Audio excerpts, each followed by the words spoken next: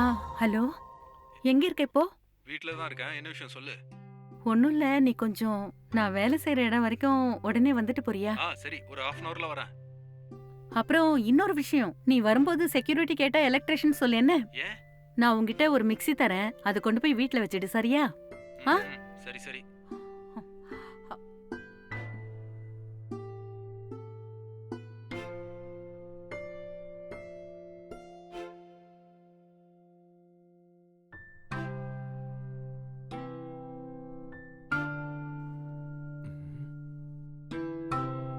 ஹே சுமித்ரா.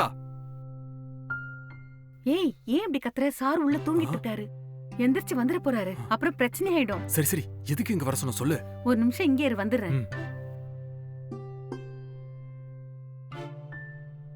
உள்ள வாப்பா தம்பி.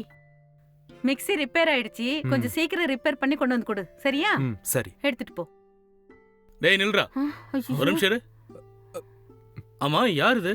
நம்ம மிக்ஸி எதுக்கு எடுத்து அவங்ககிட்ட கொடுக்குற? இவரு மிக்ஸி சரி பண்றவருங்க. நேத்து மேடம் ஊருக்கு போறப்போ மிக்ஸி ரிப்பேரா இருக்கு, சரி பண்ணி வைன்னு என்கிட்ட சொன்னாங்க. அதான் அவரை வர சொல்லி கொடுத்தேங்க.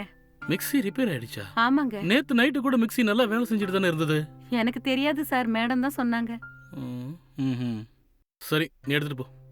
சரிங்க சார். ஏய், ஒரு நிமிஷம் இரு.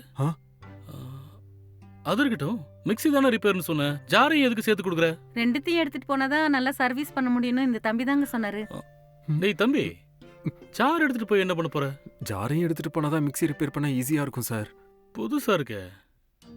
கூட இவன் சொல்றது புதுசா இருக்குல்ல. இது ரிப்பேர்னா இதை மட்டும் தான் எடுத்துட்டு போகணும், இதையும் சேர்த்து எதுக்கு எடுத்துட்டு போகணுன்றான்?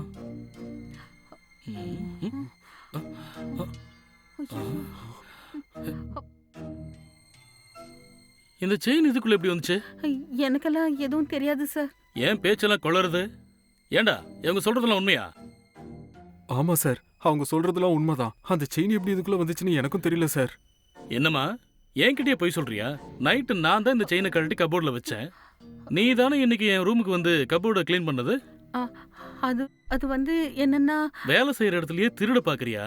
இரு, உன்னை இப்பவே போலீஸ்ல புடிச்சு கொடுத்தாதான் சரி வரும். சார் வேணாம் சார், வேணாம். இதெல்லாம் இப்படியே விட்டா சரிப்பட்டு வராது. போலீஸ்க்கு மட்டும் ஃபோன் பண்ணாதீங்க சார். நான் ஏதோ தெரியாம தப்பு பண்ணிட்டேன் சார், என்ன மன்னிச்சிடுங்க சார். பண்ற தப்பெல்லாம் பண்ணிட்டு மாட்டினது சாரி கேக்குறியா? இரு, இப்பவே போலீஸ்க்கு ஃபோன் பண்ணி வர சொல்றேன். சார் வேணாம் சார், இனிமே இந்த மாதிரி தப்பு நடக்காதுங்க சார். வேணாம் சார், போலீஸ்க்கு மட்டும் ஃபோன் பண்ணாதீங்க சார், ப்ளீஸ் சார். இது பாருமா, உனக்கு ஏதாவது பணம் தேவைப்பட்டா என்ன கேளு, நான் கொடுக்குறேன். அதை விட்டுட்டு இந்த மாதிரி வீட்டுக்குள்ள எல்லாம் திருட கூடாது, சரியா? புரியுதா? சரிங்க சார். ஏய், இன்னும் ஏன்டா இங்க நிக்கிற? போடா வெளிய. சரிங்க சார், சாரி சார், போயிடுறேன் சார். போய் வேலையை செய்யுங்க. வயசுல பெரியவங்களாச்சுன்னு சும்மா விடுறேன். இன்னொரு தடவை இந்த மாதிரி நடந்துச்சு, கண்டிப்பா போலீஸ்ல புடிச்சு கொடுத்துருவேன். நடக்காதுங்க சார். போங்க.